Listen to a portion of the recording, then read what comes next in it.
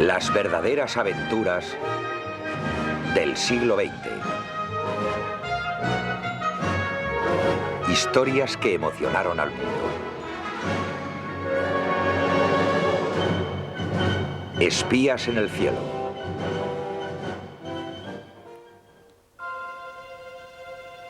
Hoy, el espacio más cercano que rodea a nuestro planeta está lleno de satélites que dan vueltas a la Tierra sin parar. Algunos son para las comunicaciones y otros para fines científicos. Pero muchos desempeñan un papel de inteligencia y transmiten continuamente información desde los puntos conflictivos del mundo. El reconocimiento aéreo tuvo su verdadero origen en el globo de aire caliente, inventado por unos franceses, los hermanos Montgolfier, hacia 1780. Sin embargo, la primera vez que se utilizaron los globos para obtener información acerca del despliegue del ejército enemigo fue durante la Guerra Civil de Estados Unidos, 80 años más tarde. El verdadero vuelo de reconocimiento con fotografías tuvo que esperar la llegada de la máquina voladora más pesada que el aire.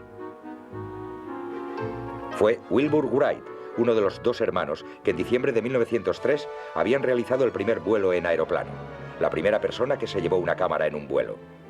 Esto ocurrió el 24 de abril de 1909, cerca de Roma. La primera guerra en la que se aprovechó la aviación, tanto para reconocimiento como para bombardeos, fue la guerra entre Italia y Turquía entre 1911 y 1912. La mayoría de los combates tuvieron lugar en Libia y fue aquí donde el capitán Piazza logró sacar las primeras fotos aéreas del combate. Curiosamente, sin embargo, cuando en 1914 estalló la guerra, ningún país usaba cámaras montadas en los aviones. Pero cuando la guerra en Occidente llegó a un punto muerto, ambos bandos vieron la importancia de las mismas.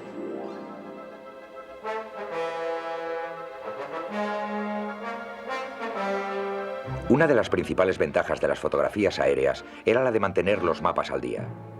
Esto ocurría sobre todo en el frente occidental, en Francia y Flandes, donde unos mapas minuciosos y detallados de las trincheras eran de vital importancia. Como los sistemas de trincheras cada día resultaban más complicados, tenían que ser fotografiados continuamente. La tripulación de estos aviones debía tener unos nervios muy templados, puesto que si querían sacar fotografías de cierto valor, tenían que volar en línea recta y a una altitud constante.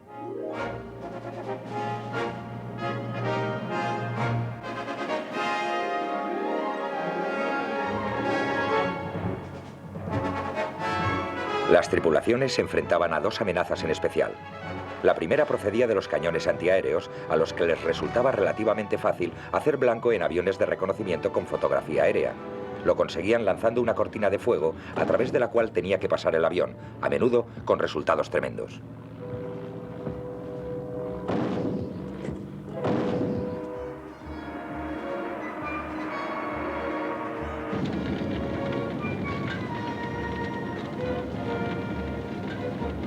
De la misma manera, la velocidad relativamente baja de los aviones de reconocimiento los convertía en presa fácil de los cazas.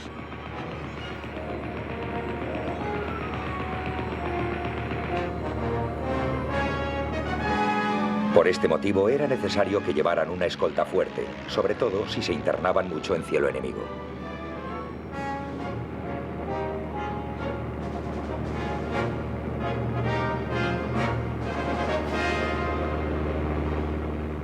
En 1918 ya existían laboratorios móviles para revelar rápidamente películas sacadas desde el aire.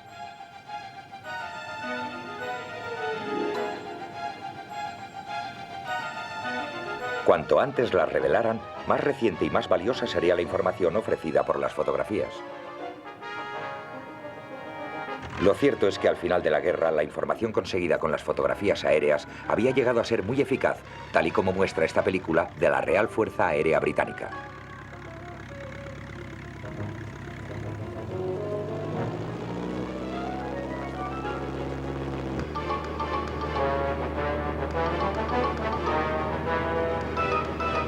Y fue así, a pesar de que las cámaras de entonces estaban muy limitadas técnicamente con respecto a la distancia y a la nitidez. Por este motivo, esta información tuvo una aplicación sobre todo táctica, cubriendo solo los alrededores del campo de batalla.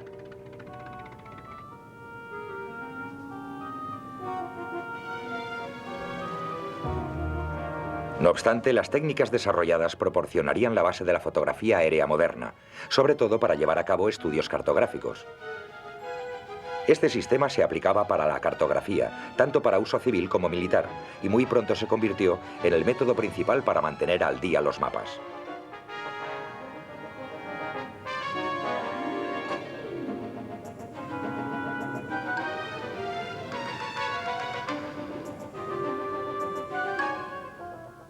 Sin embargo, las cámaras mejoraron mucho en el periodo que va de la Primera a la Segunda Guerra Mundial, y 1933 marcó un hito épico en la historia de la fotografía aérea.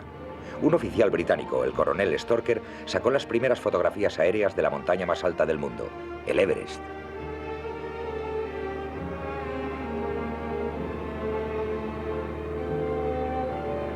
Un cámara británico del noticiario Gaumont filmó desde otro avión este acontecimiento emocionante y asombroso.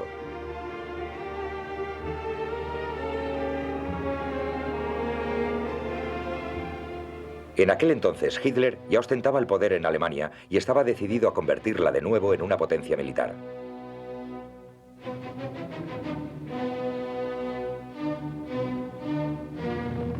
En tan solo unos años había puesto en marcha un gigantesco programa de rearme.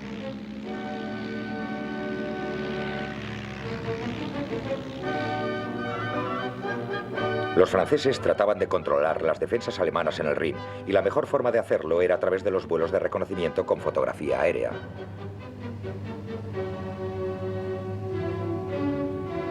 Los británicos querían controlar las instalaciones militares y las fábricas de armamento en Alemania. Sin embargo, las cámaras de entonces no podían sacar fotografías por encima de unos 2.500 metros de altitud porque el aire frío empañaba los objetivos. Pero cualquier avión que no fuera un avión de línea regular en una travesía rutinaria volando a esta altitud sobre Alemania levantaría sospechas. Le confiaron el problema a Freddy Winterbottom, un piloto de la Primera Guerra Mundial que ahora trabajaba para la inteligencia aérea. Se puso en contacto con un conocido piloto y explorador australiano, Sidney Cotton. Le entregó a Cotton un avión especial con una cabina presurizada en la que habían colocado una cámara oculta. Luego Cotton montó una compañía de investigaciones aeronáuticas como tapadera. A lo largo de 1939, Cotton visitó diversas muestras y exposiciones aéreas, sacando fotografías en secreto durante sus viajes. Cotton se encontraba en Berlín cuando el 25 de agosto se anunció el pacto de no agresión ruso-alemán. Fue esta la confirmación última de que la guerra era inminente. Lo cierto es que a Cotton le permitieron marcharse siempre que, para salir de Alemania, siguiera una ruta de vuelo muy estricta para evitar que viera los preparativos de la guerra. Unos días más tarde, el día 1 de septiembre, Alemania atacó a Polonia.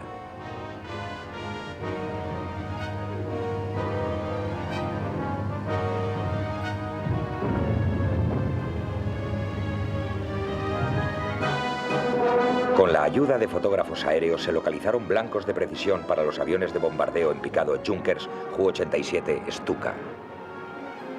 Para los polacos, la máquina de guerra relámpago alemana fue demasiado poderosa y el país muy pronto fue invadido.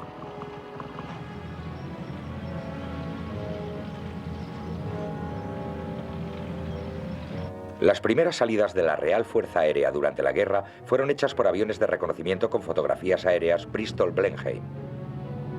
Pero pronto quedó claro que eran unos aparatos muy vulnerables al ataque de los cazas alemanes a causa de su baja velocidad y su limitada altitud máxima.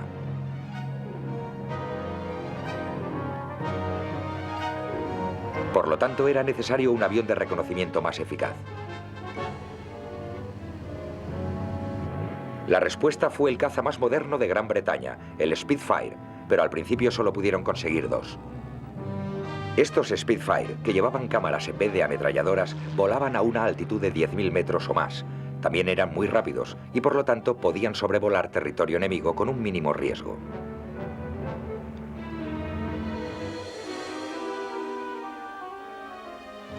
Durante la batalla de Inglaterra en el verano de 1940, los alemanes también comprendieron que, para que los aviones de reconocimiento fotográfico consiguieran sobrevivir, era esencial volar a una gran altitud.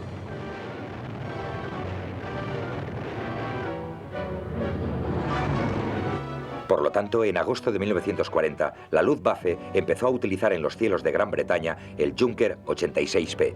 Este tenía incluso una cabina presurizada y volaba a una altitud tal que los cazas de la RAF no lo podían alcanzar.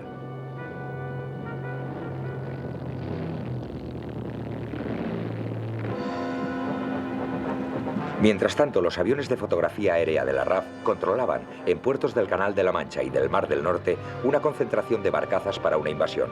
Fueron bombardeadas.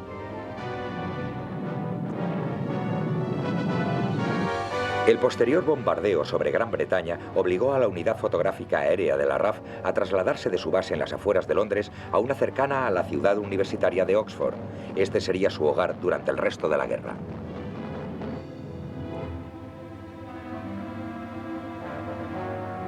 Pero ahora los bombarderos de la RAF habían empezado a devolverle los golpes a Alemania.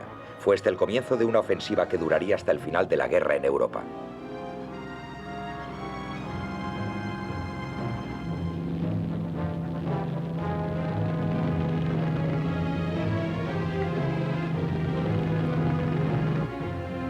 Los vuelos de fotografía aérea llegaron a ser incluso más importantes para analizar los blancos y el daño sufrido por estos después de un ataque. Se convirtió en el método más importante para localizar blancos en potencia.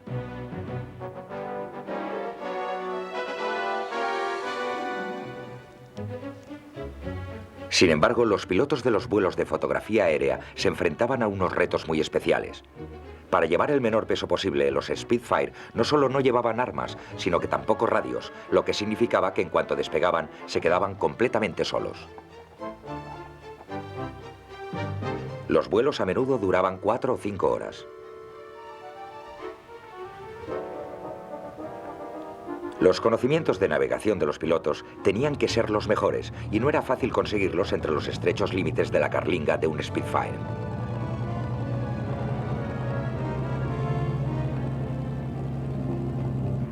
A veces tenían que bajar mucho para conseguir unas fotografías detalladas y minuciosas, como por ejemplo esta de un radar alemán Würzburg.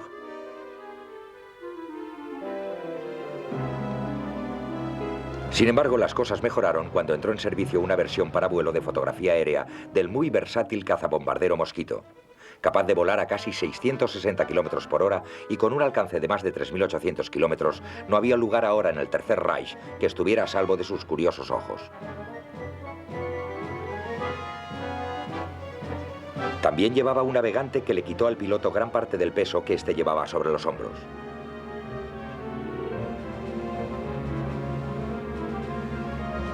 Los estadounidenses, en cuanto su país entró en guerra, se ocuparon ansiosamente de la fotografía aérea.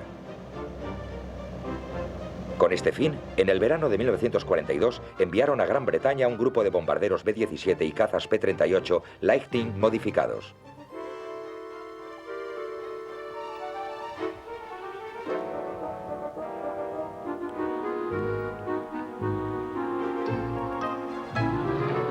Más tarde, en noviembre de 1942, gran parte del grupo fue enviado para apoyar los desembarcos angloamericanos en la zona francesa de África. Ahora existían unos sistemas de revelado de las películas mucho más eficaces que los que había en la guerra de 1914 al 18, lo que hizo que las fotografías aéreas tuvieran mayor calidad. Sin embargo, las fotografías aéreas eran buenas siempre que, una vez reveladas y ampliadas, la interpretación de las mismas fuera buena.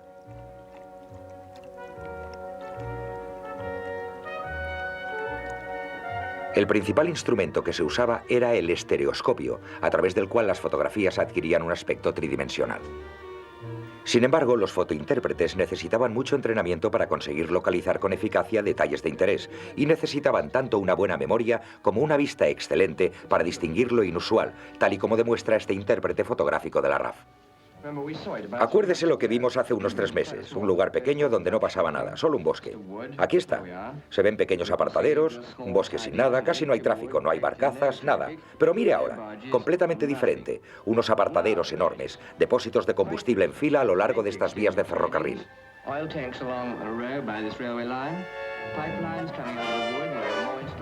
Algunos de los mejores fotointérpretes eran mujeres.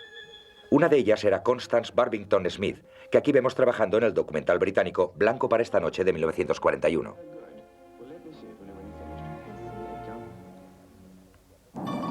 Desde mucho antes de la guerra, los alemanes se habían dedicado a perfeccionar un cohete y otras armas en un lugar secreto donde realizaban experimentos en Pinmuen, en la costa báltica.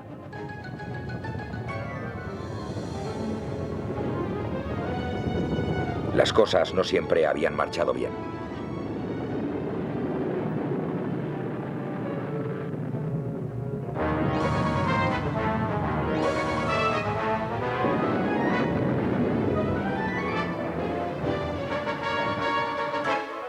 La información aliada había tenido sospechas, pero estas no se confirmaron hasta que los aviones de reconocimiento con fotografía aérea no sobrevolaron el lugar en 1943. Constance Babington Smith fue capaz de reconocer los cohetes. Las fotografías revelaron principalmente la existencia de la bomba volante V1. Como consecuencia, en agosto de 1943, los bombarderos de la RAF realizaron un ataque masivo en Pinmuen.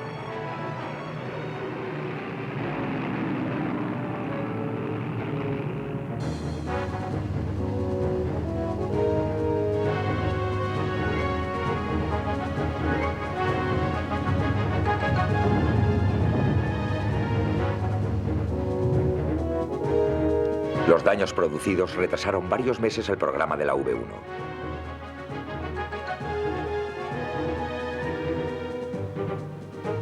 A pesar de todo, los alemanes perseveraron.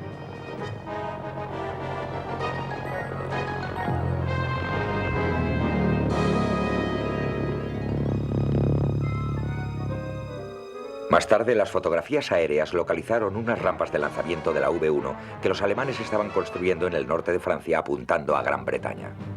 Durante la primera mitad de 1944, las fuerzas aéreas aliadas organizaron numerosos ataques contra estas rampas.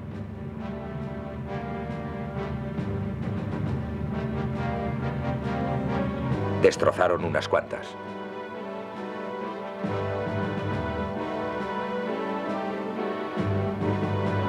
No obstante, poco después del desembarco aliado en Francia en junio de 1944, los alemanes consiguieron por fin lanzar contra Gran Bretaña una ofensiva con bombas volantes V1. Pero fue demasiado tarde y no afectó al resultado final.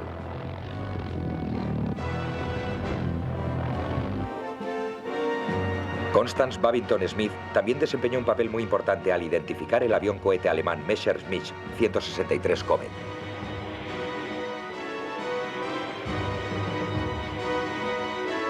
Era el avión más rápido de la Segunda Guerra Mundial.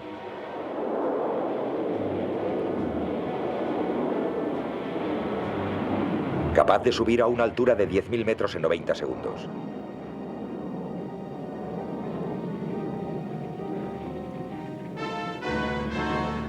Iba a una velocidad de unos 900 kilómetros por hora, pero el combustible que llevaba solo era suficiente para un vuelo de 2 minutos, después del cual seguía como un planeador de gran velocidad. Del mismo modo, Babington Smith también se ocupó de controlar el programa de aviones a reacción de los alemanes, sobre todo el Messerschmitt Me-262, que empezó a efectuar vuelos de servicio en junio de 1944. Esta información les permitió a los aliados buscar formas de contrarrestar el efecto del mismo, y jamás se convirtió en la amenaza que podría haber llegado a ser, sobre todo para los aviones de fotografía aérea de los aliados.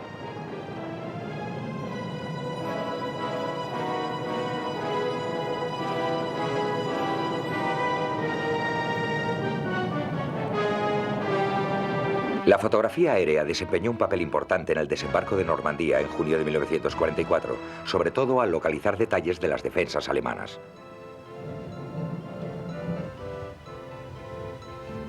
A menudo los pilotos volaban muy bajo para conseguir unas fotografías claras y nítidas.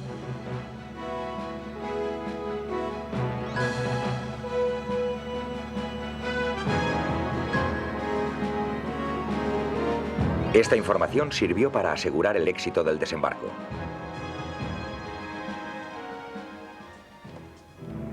En 1945, cuando terminó la guerra, la fotografía aérea fue reconocida como una fuente decisiva de información que había contribuido de forma considerable a la victoria aliada.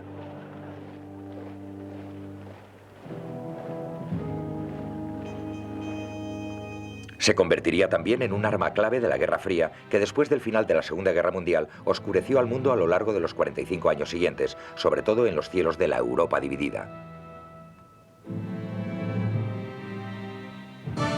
En junio de 1950, Corea del Norte, de régimen comunista, invadió repentinamente su vecino del sur, con lo que empezó la Guerra de Corea, que duró 3 años. Esto pilló por sorpresa a los Estados Unidos, que temieron que la Unión Soviética tuviera la tentación de hacer lo mismo en Europa. Como consecuencia, desarrollaron rápidamente un nuevo aparato de reconocimiento, el avión espía Lockheed U-2. Era capaz de funcionar a una altitud de 25.000 metros, fuera del alcance de los radares existentes.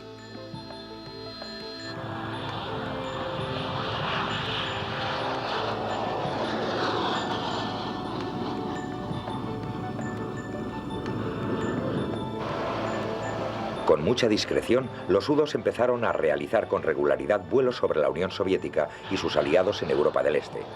Las cámaras de alta definición que llevaban eran capaces de sacar unas fotografías muy detalladas y muy reveladoras.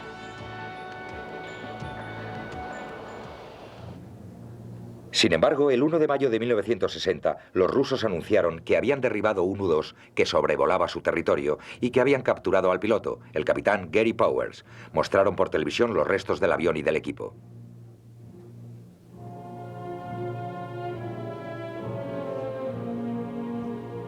Esto colocó a los Estados Unidos en una posición extremadamente molesta, que empeoró cuando Powers fue juzgado en medio de una enorme publicidad de los rusos. El resultado fue que los Estados Unidos tuvieron que suspender los vuelos de espionaje sobre el territorio del Pacto de Varsovia. Pero 2 años más tarde, los U-2 tuvieron una intervención más positiva. En 1959, las guerrillas de izquierdas al mando de Fidel Castro derrocaron al gobierno de Cuba. Muy pronto, la Unión Soviética, ahora gobernada por Nikita Khrushchev, empezó a suministrar armas al nuevo régimen. En abril de 1961, exilados cubanos, con el apoyo encubierto de los Estados Unidos, desembarcaron en la isla para derribar a Castro. Fue un desastre y tan solo sirvió para llevar a Cuba más cerca de la Unión Soviética. Un año más tarde, unos vuelos espías de los Estados Unidos revelaron que en la isla estaban construyendo rampas de cohetes. En Washington, les pareció que tener misiles nucleares en el patio trasero era una amenaza inaceptable. La tensión aumentó cuando unas fotografías aéreas de unos barcos rusos que se dirigían a Cuba revelaron que estos llevaban misiles en las cubiertas. En consecuencia, el presidente John Fitzgerald Kennedy emitió un comunicado público. La política de esta nación será la de considerar cualquier misil nuclear lanzado desde Cuba contra cualquier país del hemisferio occidental un ataque de la Unión Soviética contra los Estados Unidos, lo que requerirá una toma de represalias con respecto a la Unión Soviética. Khrushchev dio marcha atrás y así acabó la peor crisis de la Guerra Fría. Pero ahora el U-2 era muy vulnerable ante las defensas aéreas de la Unión Soviética, así que fabricaron un nuevo avión espía. Era el Lockheed SR-71A Blackbird, cuya velocidad de crucero era nada menos que 3.000 km por hora, una velocidad que le permitiría eludir cualquier misil de tierra-aire conocido.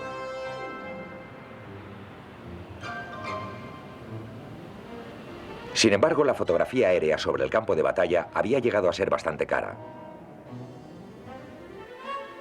El radar, misiles tierra-aire y armas móviles controladas por radar demostraban ser una amenaza creciente para aviones tripulados por hombres.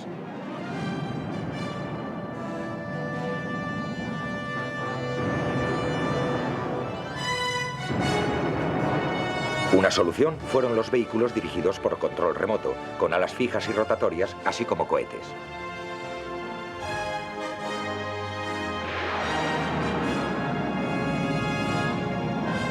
Estos son capaces de transmitir una serie continua de fotografías que se revelan inmediatamente o se ven a través de pantallas de televisión para proporcionar información secreta inmediata.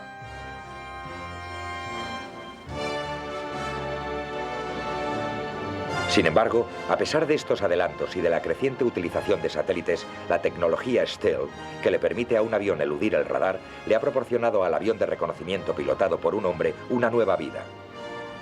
Así, la tripulación de estos aviones sigue proporcionando información vital acerca de zonas de conflicto y de lugares problemáticos en potencia en el mundo entero. Al igual que sus antepasados, vuelan solos, pero sin miedo.